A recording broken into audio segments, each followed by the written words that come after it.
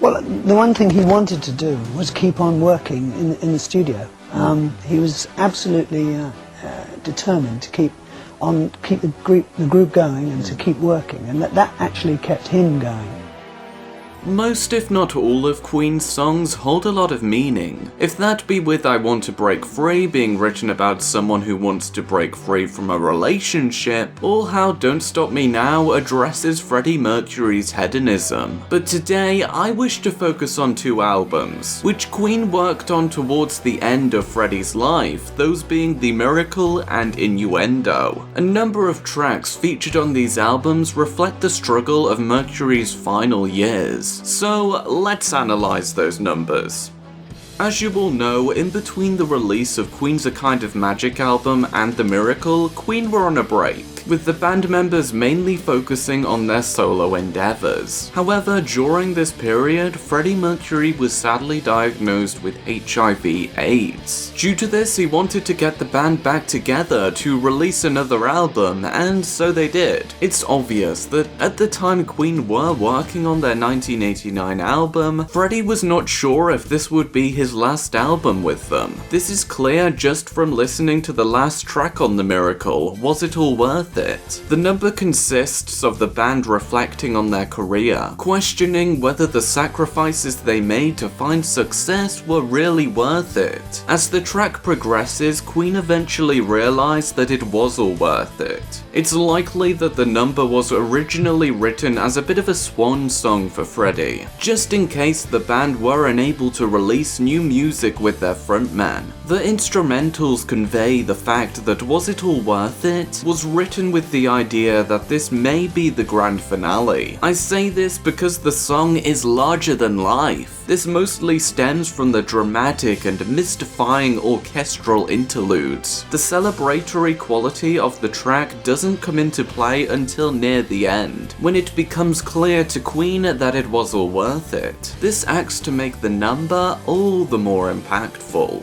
One other song I wish to discuss on The Miracle is Scandal. Now, Brian May did write this number, yet it does relate to Mercury's final years, mainly due to the fact that it was written about how cruel the British press can be. And as we all know, Freddie Mercury was hounded by the press during his final years, with the paparazzi even sticking cameras in the windows of his house. There are several lines that stand out to me. Today the headlines, tomorrow hard times. This line addresses how the press can ruin your life, just from portraying you in a negative light in the headlines, and no one ever really knows the truth from the lies. This line reflects how the press can twist and exaggerate the truth, mostly due to the fact that they want to construct a specific idea of someone, which tends to be negative. The aggression the band members feel towards the press is not just conveyed through the lyrics. Firstly, Freddie's vocals signify anger as he sings about how brutal the press can be, and this is only further emphasized through the instrumentals, most notably through May's poignant yet aggressive guitar solo.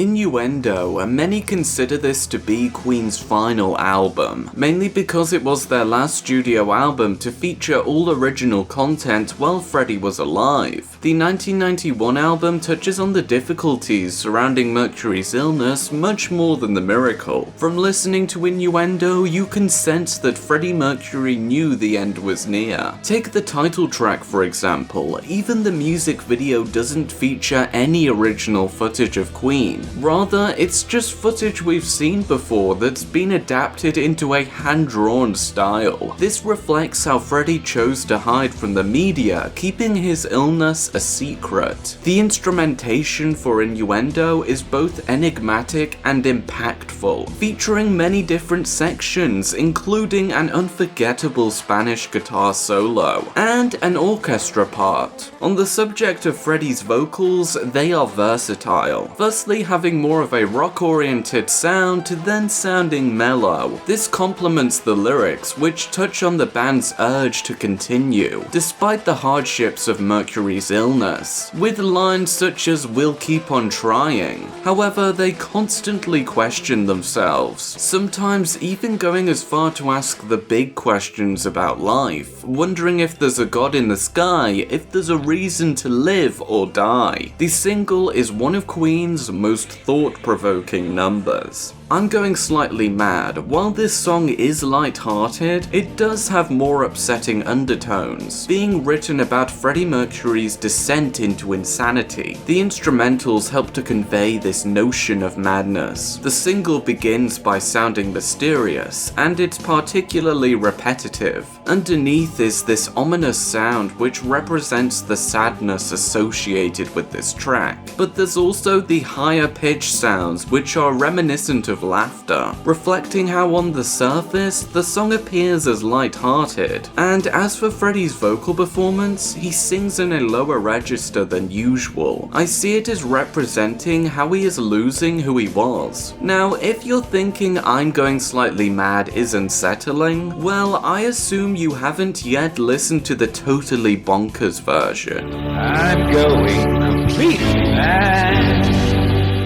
totally bonkers. I think I'm halfway there. Have fun, lots of fun. This is Freddie Mercury, signing off. Kind of strange if you ask me. The Show Must Go On is a number I have discussed on many occasions, so keeping this brief, it links to the subject of today's video through how the lyrics were written about never giving up, no matter how hard life may be. I have to find the will to carry on with. I find the single to be inspirational, and that is also because of the instrumentals, being both poignant and moving at the same time. As for the music video, it's especially emotive, featuring footage of Queen throughout the 80s.